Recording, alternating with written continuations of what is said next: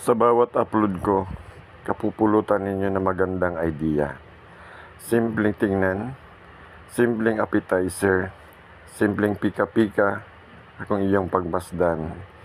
Pero sigurado ako sa sarili ko na 100% masarap yan at magugustuhan ng aming customer. Kaya pag kayo gumagawa ng mga ganito, kailangan laging may tiwala sa sarili at laging meron kang tinatawag na love your own ideas.